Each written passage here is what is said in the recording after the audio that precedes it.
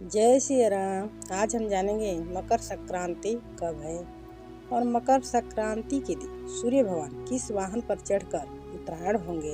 इन सब के बारे में जानेंगे। मकर संक्रांति की पूजा का शुभ मुहूर्त क्या है, पूजा विधि क्या है, इस दिन भूल से भी हमें क्या नहीं करना चाहिए और क्या उपाय करना चाहिए, इन सब के बारे में आज हम जानेंगे।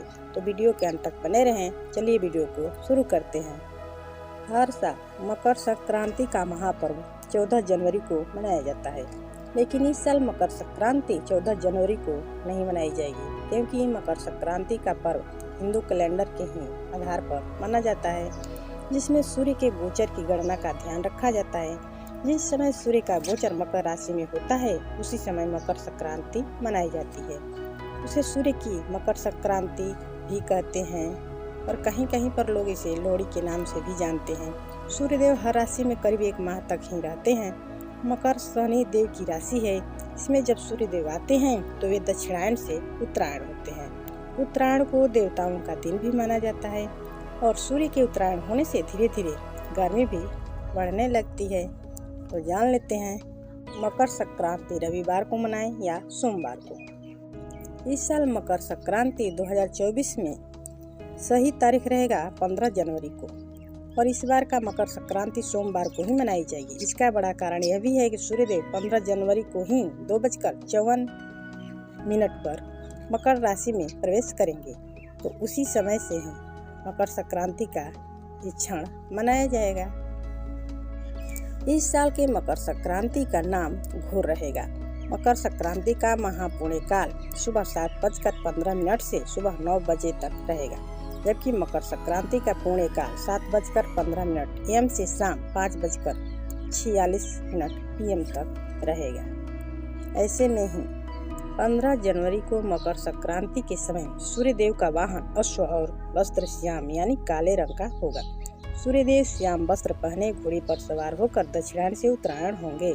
सूर्यदेव का उपवाहन सिंहनी है। उनका अस्त्र तोमर है।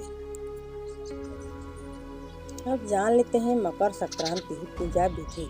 तो पूजा करने के लिए सबसे पहले ब्रह्म मुहूर्त में उठकर साफ सफाई कर ले, नित्य क्रिया से निवृत्त होकर स्नान करें। मकर संक्रांति के दिन हो सके तो आसपास के नदी में, तालाब में स्नान करें या गंगा स्नान के लिए जाएं या तीर्थ में जाएं। अगर ऐसा संभव ना हो पाए तो घर में ही गंगाजल मिलाकर पानी में स्नान करें और इसके बाद आचमन करके अपने को शुद्ध कर लें। इस दिन पीले वस्त्र ही पहनना चाहिए और पीले वस्त्र धारण करके सूर्य देव को अर्घ्य देना चाहिए। इसके बाद सूर्य चालीसा पढ़ें और आदित्य हृदय स्तोत्र का भी पाठ करें। षोडशोपचार या पंचोपचार पूजन करें। सूर्य देव को लाल ही चीजों का अर्पित भी करें। कोई भी भोग, फूल, वस्त्र जो भी हो सके तो लाल ही अर्पित करें उन्हें। सूर्य देव की पूरे विधि विधान से पूजन करने के बाद लाल ही चीजों का दान भी करना चाहिए, जैसे गुड़, गेहूँ, तांबा, लाल वस्त्र, कुछ भी दान कर सकते हैं।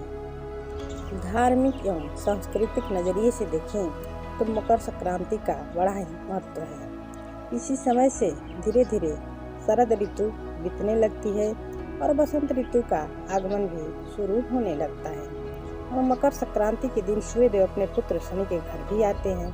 शनिदेव मकर और कुंभ राशि के स्वामी भी हैं, इसलिए यह पर्व पिता पुत्र के अनोखे मिलन से भी जुड़ा है।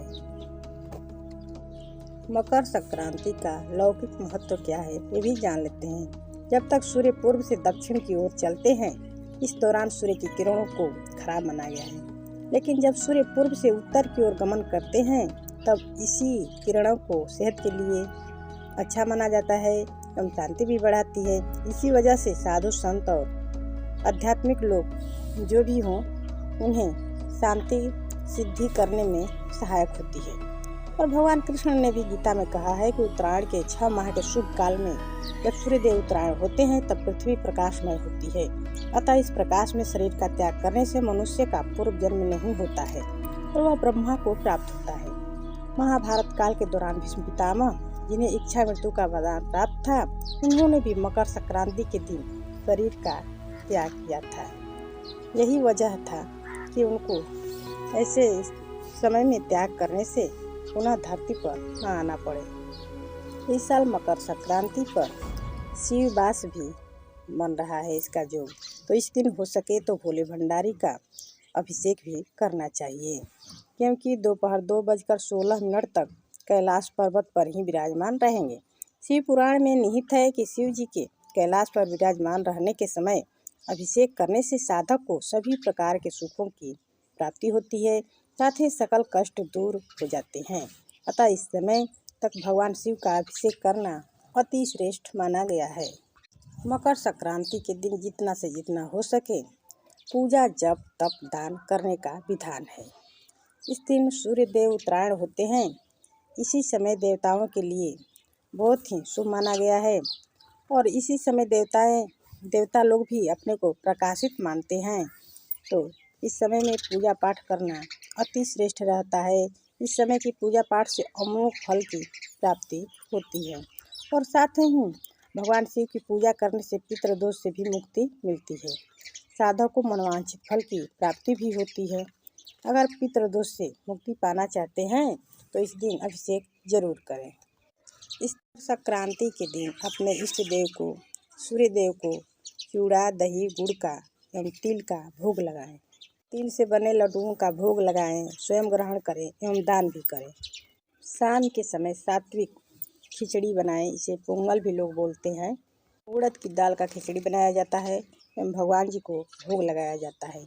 इसमें इस दिन लहसुन प्याज का प्रयोग ना करें, कोई भी तामसिक चीज़ का प्रयोग ना करें, ना तामसिक व्यवहार करें। सात्विक रूप से रहें और सात्विक ही भोजन तैयार करके भगवान को भोग लगाएं।